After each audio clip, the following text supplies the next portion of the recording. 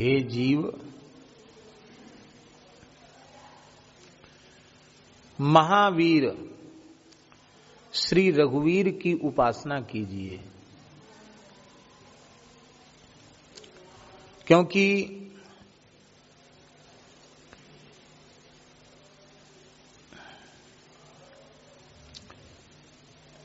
साधे सिद्धि होए। तुम राम जी को साध लो तो संपूर्ण सिद्धि अपने आप प्राप्त हो जाएगी, सब कुछ सिद्ध हो जाएगा। क्योंकि सबको साधा भी नहीं जा सकता, राम जी को साधा जा सकता है, सबको नहीं साधा जा सकता।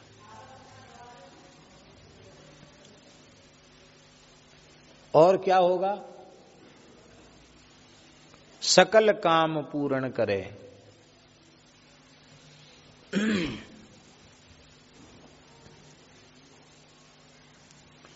इनके अतिरिक्त और कोई ऐसा है ही नहीं जो तेरी सारी कामनाओं को सदा सर्वदा के लिए पूर्ण कर सके।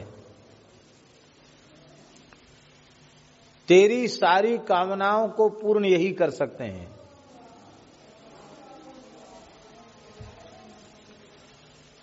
इस बात को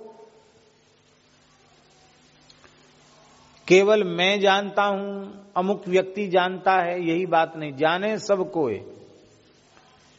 जितने ऋषि मुनि महात्मा व्यास वाल्मीकि नारद सुक सनकादि ये सब महापुरुष ही हैं। इस वर्तमान युग तक के संत जो वस्तुतः भगवान के प्रेमी भक्त हैं, वे सब जानते हैं।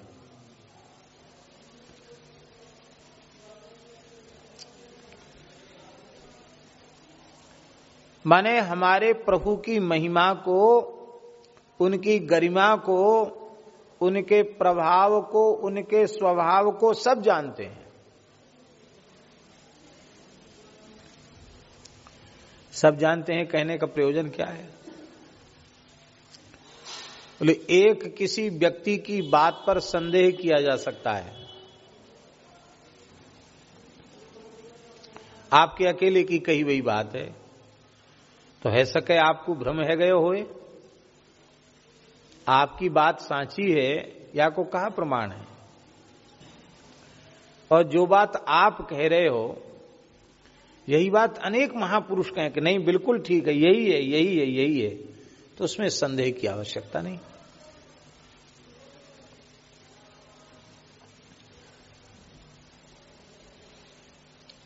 युगों युगों से, अनंत काल से भगवान की भक्ति की, भगवान की शरणागति की, भगवान के भजन की महिमा का गान संत करते चले आ रहे हैं। सब जानते हैं इस बात को, इसलिए तुम संदेह मत करो, अब बस लग जाओ।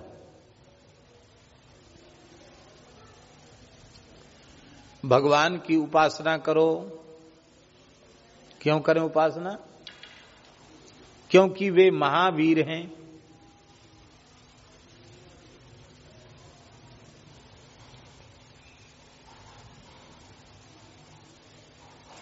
हनुमान जी का भी नाम एक महावीर है। महावीर बिन बहु हनुमाना, राम जासु जस आप बखाना।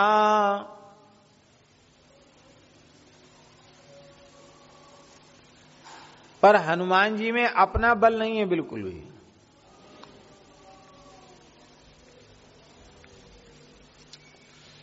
अपना बल हनुमान जी में होता तो राम जी के पूछने पर हनुमान जी सीधे कह देते, हां प्रभु, मैंने विराट पर्वताकार रूप धारण किया, एक डग रखा इस पार, दूसरे डग में तो हम 1200 किलोमीटर का समुद्र पार कर गए। और महाराज आपके इस अकेले सेवक ने पूरी लंका उजाड़ दी, आग लगा दी, अशोक वाटिका उजाड़ दी, सब काम करके मैं आया हूं। ऐसा कहीं भी हनुमान जी ने नहीं कहा। क्या कहा हनुमान जी ने? शाखा मृग के बड़ी मनुसाई, शाखाते शाखा पर जाई। नाग सिंधु हाटकपुर जारा, निश्चर गण बधि विपिन उजारा।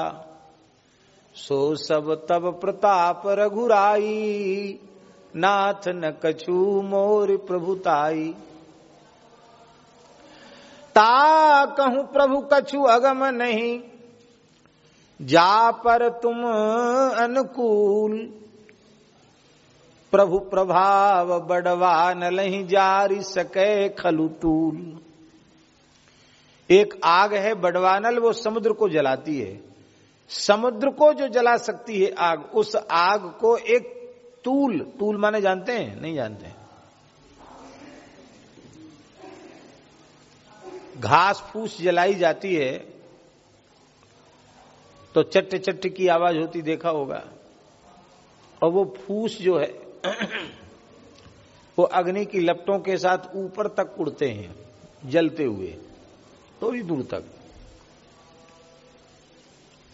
1-1.5 फीट चिंगारी जैसी। पर वो बस इतना ऊपर उठे कि राख, उसको कहते हैं तूल, सुलिंग।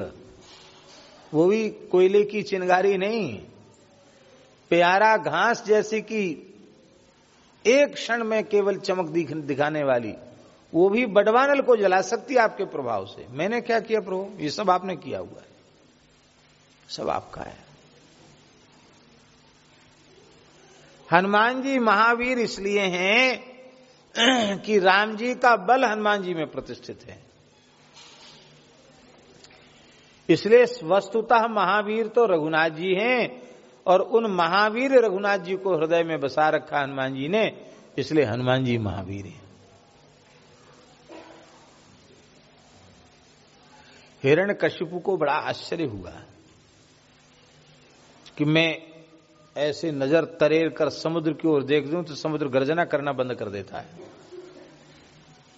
ऐसे भ्रुकुटी करूं ऊपर की ओर, सूर्य की ओर, सूर्य की गर्मी कम हो जाती, सूर्य ठंडे पड़ने लग जाते हैं। चंद्रमा को वक्र दृष्टि, चंद्रमा गर्म होने लग जाते हैं।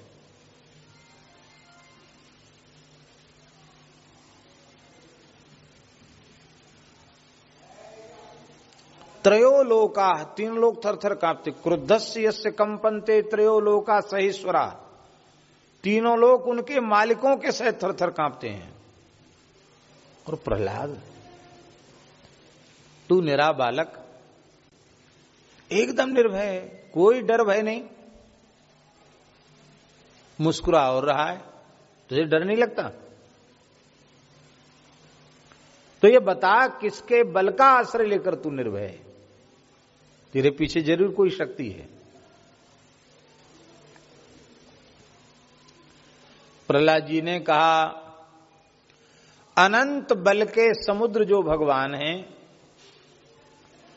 जिन भगवान के बल की एक बूंद नहीं, उस बूंद के 100वें हिस्से में तीनों लोगों को बल बटा है।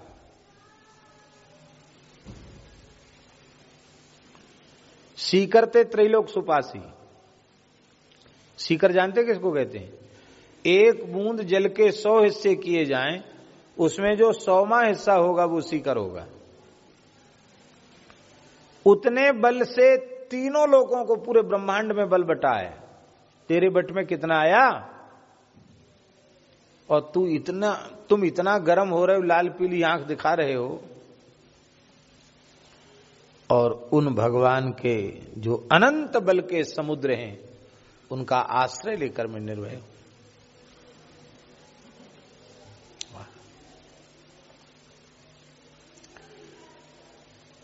महावीर की उपासना कीजिए। कल हम ये चर्चा कर चुके हैं, श्री राम, श्री कृष्ण, श्री नारायण, इनकी उपासना कीजिए। वैष्णवीय उपासना कीजिए, राम कृष्ण नारायण की उपासना कीजिए। हम लोगों की स्थिति बड़ी विचित्र है।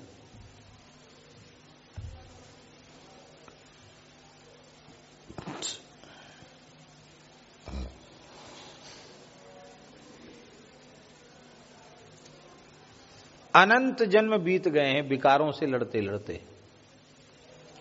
सूची किसी के पास उपलब्ध नहीं है। काम से, क्रोध से, लोभ से, मोह से, मद से, मत्सर से लड़ते लड़ते एक जन्म दो जन्म नहीं बीते हैं। 100, 200, 1000 जन्म भी नहीं बीते हैं। करोड़ों करोड़ों जन्म बीत गए, असंख्यों जन्म बीत गए विकारों से लड़ते लड़ते, अविद्या माया से लड़ते लड़ते। विजयी हुए? जीत पाया? नहीं जीत पाया।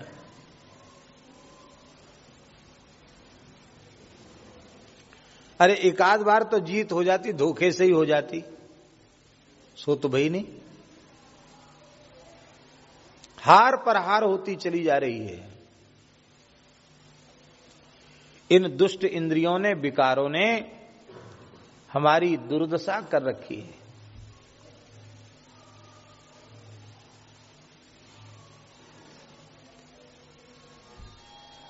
लंगूर बंदर को सर्प से झगड़ा करते देखा तुमने? कभी नहीं देखा। वो गुस्सा में होता तो सर्प को पकड़ लेता, नाग को, काले नाग को। और उसमें ऐसी जुक्ति होती है, उसको ऐसे पकड़ के दबाता उसका मुंह नाग का, पीछे गर्दन, कि वो लपलपाता तो है जी, फों करता है, लेकिन वो ऐसे नहीं कर पाता है, पीछे से दबा लेता है। और दबा करके जब फों करता है तो ऐसे देख के करता है। फिर उसको धरती में रगड़ता है तो उसका मुंह सब बेचारे का फूट जाता है सर्प का। फिर देख के कहता जब तक थोड़ा थोड़ा वो उसमें हलचल होती तब तक थोड़ा रगड़ता है, रगड़ के फिर देखता है। रगड़ते रगड़ते आधा रगड़ देता है, फिर छोड़ता है। ऐसी दशा विकारों ने हमारी कर रखी है। रगड़ रगड़ के फिर देखते हैं जिंदा कितना है, कितनी जान बची है इसमें। भारी दुर्दशा कर रखी है।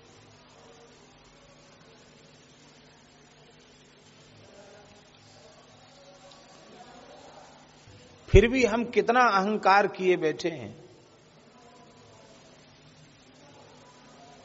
धोखे से कुछ साधन बन जाए, संतों की, गुरुजनों की कृपा से थोड़ा सा मन लग जाए, उसी में पता नहीं हमें कितना अहंकार आ जाता है अपने साधन का।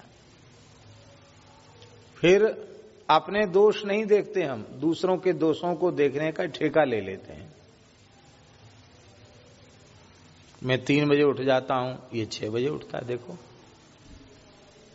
हम तो भजन करने के लिए साधु बनेगी, खाली लड्डू कचौड़ी भोज भंडारे में घूम रहे हैं। अरे भाई, तुम भजन करो, अच्छी बात है, पर ये प्रमादी है, आलसी है, दोषी है, लड्डू कचौड़ी खाने वाला है, दक्षिणा के पीछे घूम रहा है, ये तुम्हें चिंतन का अवकाश कहां है? यदि ईमानदारी से तुम भजन कर रहे हो तो। यदि ईमानदारी से भजन में लगे हो तो दूसरों के गुण दोष देखने की फुर्सत तुम्हें नहीं होनी चाहिए ना।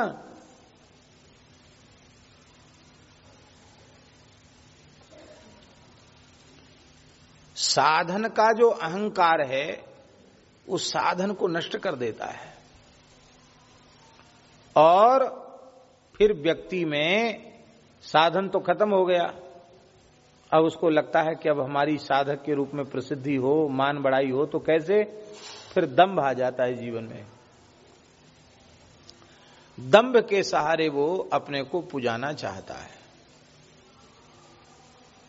इसी को विनय पत्रिका में गोस्वामी जी ने कहा,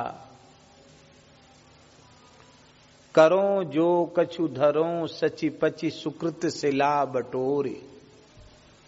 करो जो कुछ करता हूं अच्छा साधन काम, जप पाठ हवन दान पुण्य कुछ भी बढ़िया काम बन जाता है। धरो सची पची, उस सुकृति संपत्ति को सुकृत शिला बटोर, बटोर बटोर करके भजन की संपत्ति, साधना की संपत्ति को भीतर रखता हूं। लेकिन भगवान पैठ उर बरबस दयानिधि दंभ लेत अंजोर, हृदय में दंभ घुस करके सारी सुकृत रूपी संपत्ति को अंजोर लेता है। अंजोरने का मतलब है कुछ भी छोड़ता नहीं है, साफ कर देता है, खाली कर देता साधक को।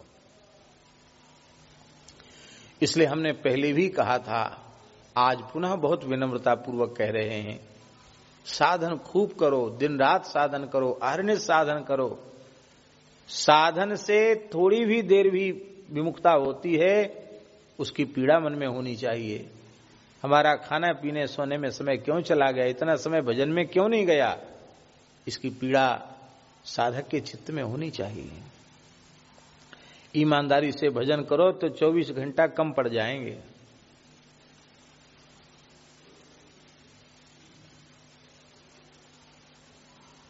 भजन कहां बनता है।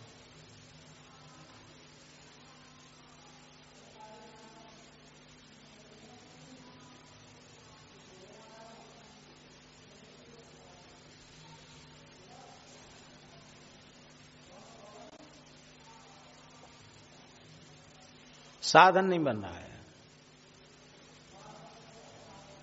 और मैं श्रेष्ठ भक्त हूं, मैं श्रेष्ठ साधक हूं, ये अहंकार हमारे भीतर छिपा हुआ है।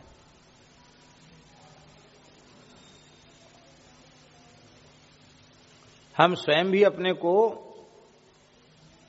साधु संत महात्मा कहना चाहते हैं और दूसरे भी हमको यही कहें, ऐसी इच्छा भी रखते हैं। संत नहीं, संत सिरमौर, संत शिरोमणि, भक्त शिरोमणि, विरक्त शिरोमणि, साधु शिरोमणि, ऐसा लोग हमको कहें, रसिक शिरोमणि हमको कहें, ऐसा हम अपने मन में सोचते हैं। यही न्यूनता है। हम साधन खूब करें, अहर्निश साधन करें, पर जितना साधन करते चले जाएं, हमारे हृदय में दीनता उतनी बढ़ती चली जाए, नम्रता विनम्रता दीनता उतनी अधिक आती चली जाए, तो समझना साधन सही दिशा में चल रहा है। और साधन से कर्तापने का अहंकार हमारे भीतर आता चला जाए तो समझना चाहिए साधन ठीक दिशा में नहीं जा रहा, गलत दिशा में जा रहा है। हम ठीक नहीं चल रहे हैं अभी। तुलसीदास जी से बड़ा साधक कौन होगा। लगभग संख्या पूर्वक 9 अरब राम नाम का जप किया उन्होंने। कितना कितना 9 अरब।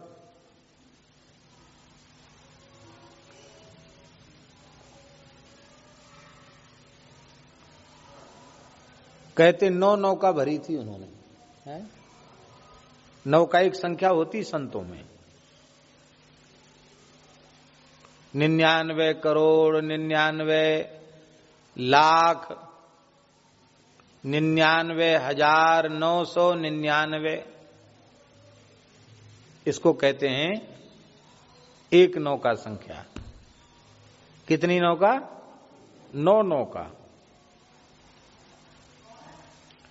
इसके बाद रामचरितमानस पर लेखनी उठाई तो लिखा, ये ही मह रघुपति नाम उदारा, अति पावन पुराण श्रुति सारा। ऐसे भजन करने वाले तुलसीदास जी हैं।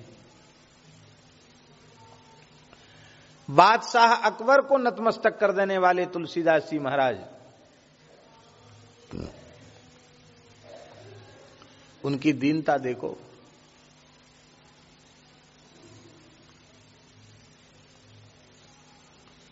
ऐसी दीनता विनय पत्रिका में, रामचरितमानस में, दोहावली, कवितावली आदि ग्रंथों में कि दीनता भी हाहाकार करने लग जाए, ऐसी दीनता तुलसीदास जी में है। अहंकार की गंध भी नहीं।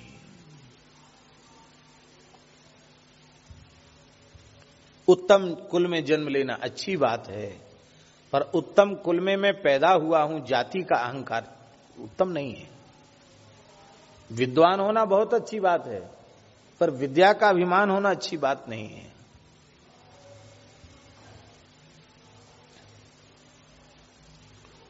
कोई समाज में बहुत प्रतिष्ठित पद प्राप्त होना अच्छी बात है, कोई पूर्व का पुण्य था, पर उस पद का अहंकार होना अच्छी बात नहीं है।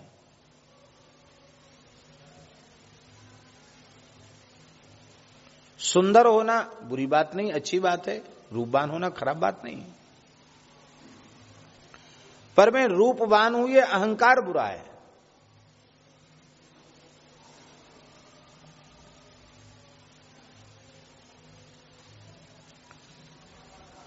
युवावस्था बहुत अच्छी है, बहुत सुंदर है। हम यदि ये कहें कि मनुष्य जन्म का स्वर्ण काल उसकी युवावस्था है, तो इसमें कोई अतिशयोक्ति नहीं है। युवावस्था जीवन का स्वर्ण काल है।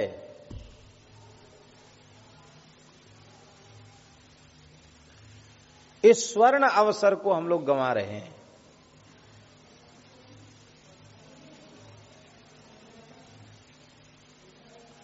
हमारे पूज्य खाक चौक वाले महाराज जी सुनाते थे कि विंध्याचल क्षेत्र में एक महात्मा रहते थे, बड़े योगी थे, सिद्ध परमहंस थे।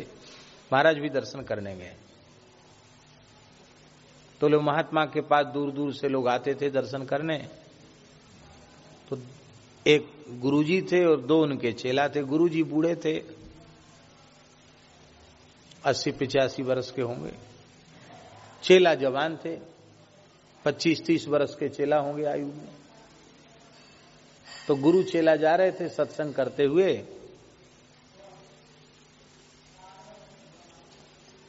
तो गुरुजी ने एक वाक्य कहा कि देखो, संत दर्शन करने हम लोग चल रहे हैं, वे तो हम लोगों को कृपा करके उपदेश देंगे ही, पर तुम पूछ रहे हो तो मैं तुम्हें बताता हूं, बस इतना ही करना है। क्या? अगली को छोड़ और पिछली की छोड़, बीच की को धर रगड़। गुरुजी ने क्या कहा? अगली को छोड़ और पिछली को छोड़ और बीच की को धर रगड़। अब गुरु चेला की तो बातचीत है रही। वो वहां से निकल रहे थे, गांव के बाहर एक कुआं था, वहां 3 महिलाएं पानी भर रही थी।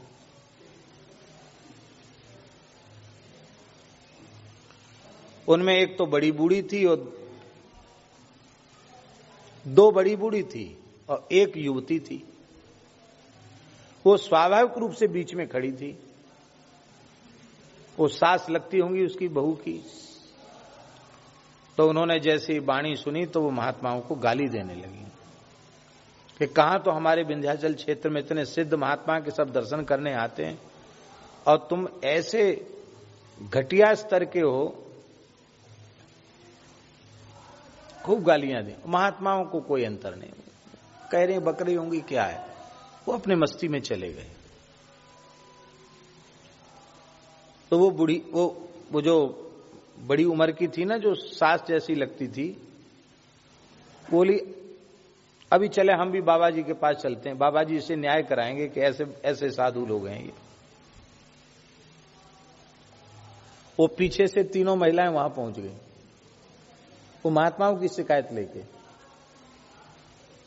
बोले महाराज ये साधु भेष को कलंकित करने वाले हैं। क्या बात क्या हुई भाई, बात बताओ। ऐसा ऐसा बोल रहे थे।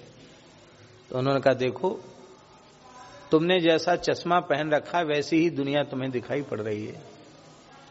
तुमने अपने अंतःकरण से संत की वाणी की तुलना की, यही तुम्हारा दुर्भाग्य है। अब तुम पहले तो अपराध की क्षमा मांगो और फिर हाथ जोड़ के पूछो कि आपने जो कहा था उसका आशय क्या था। तो उन वृद्ध महात्मा ने कहा कि मैंने तो देखा भी नहीं कि यहां कोई कुआं है, यहां कोई पानी भर रहा है, खड़ा है, मैंने नहीं देखा। हम तो अपने शिष्यों को यह समझा रहे थे कि अगली को छोड़, अगली है बाल्यावस्था, इसको छोड़ दो, खेलते खाने में बीत गई पता ही नहीं चला। और पिछली को छोड़, पिछली आने वाली वृद्धावस्था उसमें छोड़ दो, क्योंकि बुढ़ापे में कुछ बनेगा नहीं साधन। बीच की युवावस्था है, इसको धर रगड़ो। इसमें जितना चाहो पढ़ लो, सेवा कर लो, भजन कर लो, तपस्या कर लो, जो चाहो सो युवावस्था में प्राप्त कर सकते हो। युवावस्था केवल भजन और सेवा दो के लिए ही युवावस्था मिली है, तीसरे काम के लिए युवावस्था नहीं मिली है।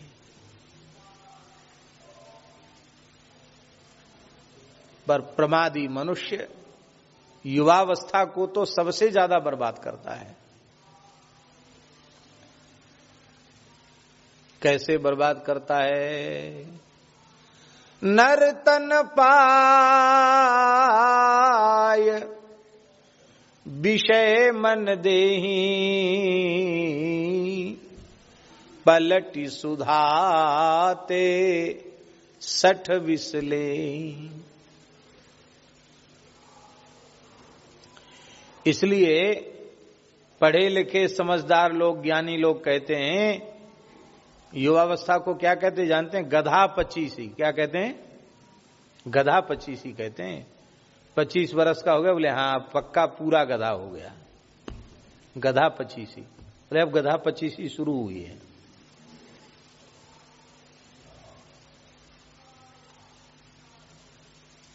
कितने जन्म बीत गए, पश्चाताप भी नहीं हो रहा है।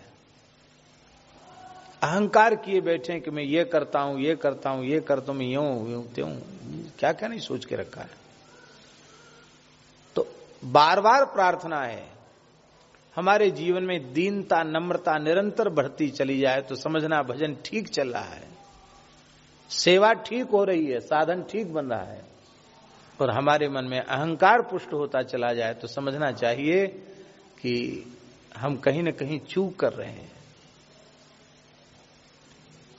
ऐसी चूक करते करते असंख्यों जन्म व्यतीत हो गए। तो हम लड़ने में समर्थ होते, इन विकारों को, अविद्या को, माया को जीतने में समर्थ होते,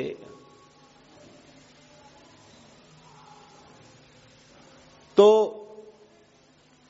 एक आध बार तो विजय हो जाती हमारी, पर विजय तो हमारी हुई नहीं। बार बार पराजित होते चले जा रहे हैं। तब हमें क्या करना चाहिए? बोले वीर महाअवराधिए। तब श्री रघुवीर की उपासना करो, तब श्री यदुवीर की उपासना करो। साधे सिद्धि हो